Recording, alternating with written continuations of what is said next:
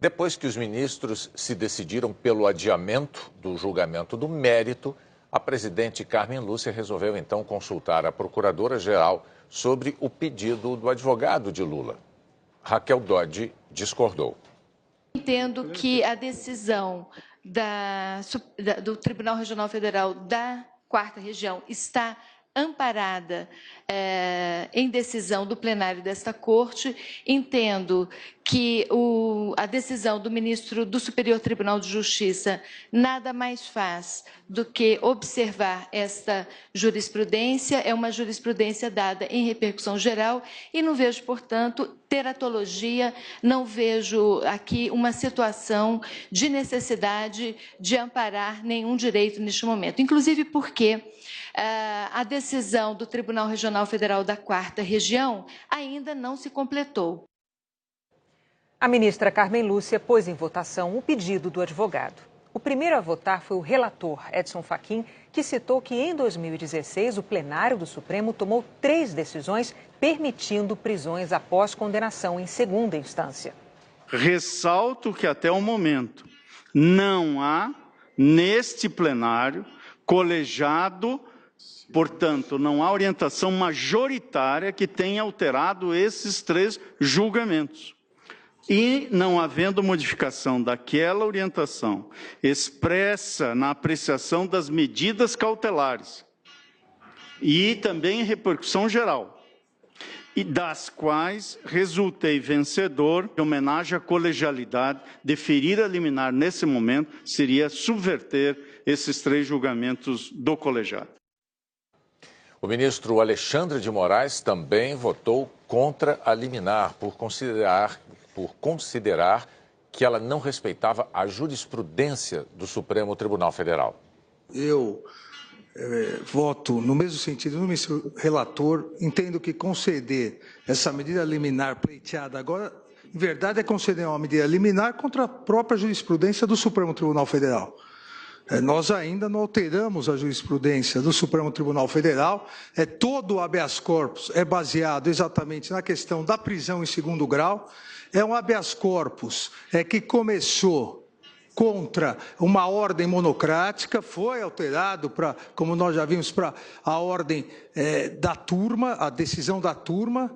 Não se pode, a meu ver, entender a decisão da turma no STJ, que foi tomada por 5 votos a 0, unanimidade como teratológica, e não há, eu volto a dizer, com devido respeito aos posicionamentos de contrário, não há nenhum precedente nessa casa de um habeas corpus. Durante o julgamento do habeas corpus, se algum ministro pede vista, imediatamente se conceder a liminar para se aguardar ou para sobrestar o julgamento.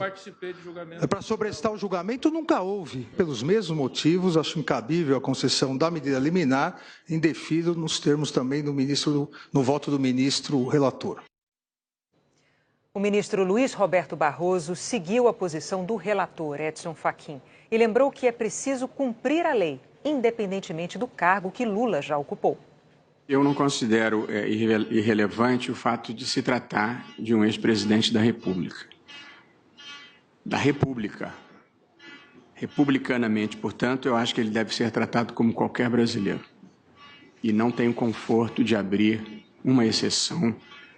Nesse caso, há uma jurisprudência em vigor e eu, sinceramente, não vejo razão para a concessão da medida liminar. Eu acho que o Estado de Direito nos impõe algumas obrigações de não desviar de um reto caminho. E, portanto, independentemente dos sentimentos pessoais que as pessoas possam ter, eu acho que nosso papel é cumprir a Constituição e as leis e acho que, nesse caso, seria abrir uma exceção que eu não gostaria de abrir. Eu voto pela negativa da liminar. A ministra Rosa Weber considerou que a liminar deveria ser concedida porque o interessado no habeas corpus não poderia ser prejudicado pelo fato de o Supremo Tribunal Federal não ter sido capaz de julgá-lo hoje. Eu entendi que o julgamento hoje não seria viável de se encerrar. E não será, está correta. Por esta razão, Isso. com todo respeito, meu querido amigo ministro Luiz Roberto, eu não entendi que o deferimento que eu propunha, no sentido de que se suspendesse este julgamento, agora para continuarmos, como fazemos quase todos os dias aqui, porque dificilmente conseguimos encerrar os julgamentos, eu entendi inviável atribuir a um jurisdicionado, qualquer jurisdicionado, independentemente de quem está sendo tratado nesse processo, o ônus da nossa inviabilidade de julgarmos com maior celeridade. O ministro Luiz Fux lembrou que o voto poderia antecipar uma posição do mérito e, por isso, preferia acompanhar o relator, o ministro Edson Fachin. Tendo em vista que a nossa jurisprudência ainda é essa jurisprudência que autoriza essa execução, eu não fico confortável de ter uma posição de mérito já manifestada e conceder essa medida. Eu vou acompanhar o relator também com os fundamentos do ministro Alexandre. O ministro Dias Toffoli defendeu a concessão da liminar por considerar que o pedido era pertinente e que não interfere no julgamento do mérito do habeas corpus. Acompanho a ministra Rosa Weber e, do que eu compreendi do voto de Sua Excelência, ela está, então, acatando um pedido absolutamente técnico, de maneira precaríssima, de que não haja eventual implementação de uma prisão automática prevista em razão de súmula do Tribunal Regional Federal, enquanto não terminarmos o julgamento que, ora, se iniciou na data e na tarde de hoje. É algo absolutamente lógico, justo, correto. Isso não significa nenhuma antecipação a respeito do tema jurídico colocado. O ministro Ricardo Lewandowski foi a favor da liminar e lembrou que a parte não pode sofrer consequências por um atraso no julgamento. É uma jurisprudência absolutamente pacífica da Corte e de outros tribunais que a parte não pode suportar o ônus de ônus processuais que devem ser imputados ao Estado juiz. Nós decidimos isso todos os dias, praticamente. Ou seja, se o atraso na prestação jurisdicional, como é o caso hoje, se deve exclusivamente ao Estado juiz, não pode a parte, no caso os impetrantes e o paciente, suportar esse ônus. Portanto, eu sou pelo adiamento, pela concessão da medida liminar nos exatos termos propostos pela eminente ministra Rosa Weber. O ministro Gilmar Mendes disse que a concessão da liminar serviria para garantir proteção judicial ao interessado, enquanto o mérito não for julgado.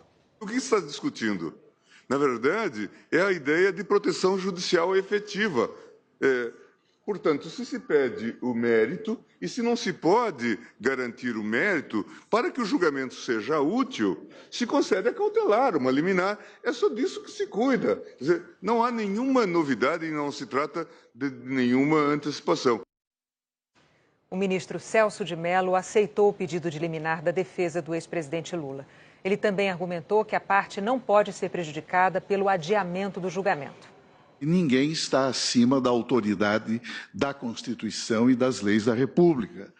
O dogma da igualdade de todos perante a lei representa, como sabemos, uma das projeções mais expressivas do princípio republicano. E é por isso, senhora presidente, que o Supremo Tribunal Federal não julga em função da qualidade das pessoas ou em razão de sua condição econômica, de sua condição política, de sua condição social ou de sua condição funcional. Eu concedo a tutela de urgência requerida pela parte impetrante por várias razões. Primeiro, porque não se pode imputar à parte a existência de um obstáculo judicial que por ela claramente não foi criado. Em segundo lugar, porque há precedentes nesse sentido.